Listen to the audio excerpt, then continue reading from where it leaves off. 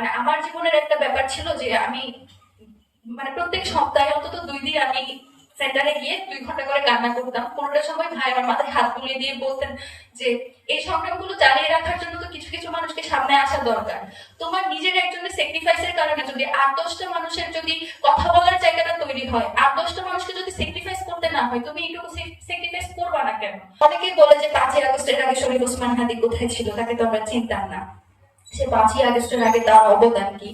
তো তাদের কাছে আসলে আমার একটা প্রশ্ন যে 5ই আগস্টের পরে আপনাদের অবদান কি?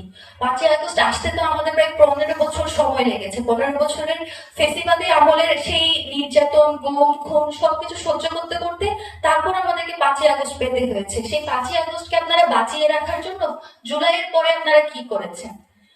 আমি তো কারো সেরকম কোনো, অনেকে হয়তো অনেক জায়গায় কাজ করছে কিন্তু আন্তরিকতার সাথে একেবারে নিজের জীবনটা পর্যন্ত দিয়ে দিয়ে যে মানুষটা কাজ করে গিয়েছে সেটা শরীফ ওসমান বিন হাদি।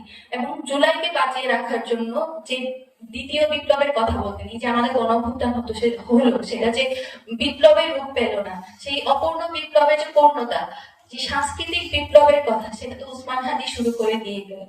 এখন আমাদের দায়িত্ব এটাই যে সংগ্রাম অপূর্ণ রেখে ভাই চলে গিয়েছেন, সেটা চালিয়ে নেওয়া। এই সংগ্রাম মানে শুধুমাত্র একটা শ্রেণীর স্বাধীনতার কথা না। ভাই কখনো নির্দিষ্ট কোনো স্বাধীনতার কথা বলতেন না। যেমন ধরুন আমরা যে বলি হিজাব পরার স্বাধীনতা অথবা হিজাব না পরার স্বাধীনতা, কোনো স্পেসিফিক স্বাধীনতার কথা বলতেন না। তিনি শুধুমাত্র স্বাধীনতার কথাটাই বলতেন। সেই স্বাধীনতা আপনার নিজের কাজটা করতে পারার স্বাধীনতা, নিজের কথাটা বলতে পারার স্বাধীনতা, স্পেসিফিক কোন কথাটা আপনি বলতে পারবেন সেই স্বাধীনতা না। একেবারে যদি ধরতে যাই যে উনি, আমি পার্সোনালি যখন ভাইয়ের সাথে আমি যখন যোগ দিয়েছি তখন কিন্তু আমি এরকম ছিলাম না, আমি একটু অন্যরকম ছিলাম। অন্যরকম বলতে মানে ওনারা যে ট্রেডিশনাল ওয়েতে এসেছেন, মাদ্রাসা ব্যাকগ্রাউন্ড, আমি নিজে কখনো হীনমন্যতা বোধ করিনি যে কিছু মাদ্রাসার শিক্ষার্থীর পাশে আমি বোরকা হিজাব ছাড়া দাঁড়িয়ে আছি। এই হীনমন্যতা আমার কোনোদিন কাজ করেনি, কোনোদিন আমি ফিল করিনি যে তারা একটা আলাদা ব্যাকগ্রাউন্ডের, আমি একটা আলাদা ব্যাকগ্রাউন্ডের। এই ধরনের ফিলিংস যে আমাকে ভাই দিতে পেরেছিলেন, সেটার কারণে আমি তার সাথে সাস্টেইন করতে পেরেছি, এত লং রানে কাজ করতে পেরেছি।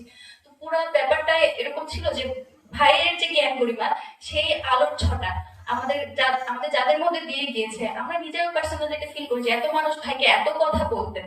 মানে আমার জীবনের একটা ব্যাপার ছিল যে আমি প্রত্যেক সপ্তাহে অন্তত 2 দিন আমি সেন্টারে গিয়ে 2 ঘন্টা করে কান্না করতাম। কোনোটা সময় ভাই আমার মাথায় হাত বুলিয়ে দিয়ে বলতেন যে এই সংগ্রামগুলো চালিয়ে রাখার জন্য তো কিছু কিছু মানুষকে সামনে আসা দরকার। তোমার নিজের একজনের স্যাক্রিফাইসের কারণে যদি 8-10টা মানুষের যদি কথা বলার জায়গাটা তৈরি হয়, 8-10টা মানুষকে যদি স্যাক্রিফাইস করতে না হয়, তুমি এইটুকু স্যাক্রিফাইস করবা না কেন?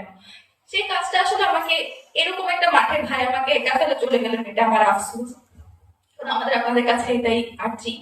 অনেকে অনেক ভাবে ফ্রেমিং করে, কিন্তু আসলে শরীফ ওসমান বিন হাদি কি সেটা জানার জন্য আপনাদের ইনকিলাব কালচারাল সেন্টারে আসতে হবে।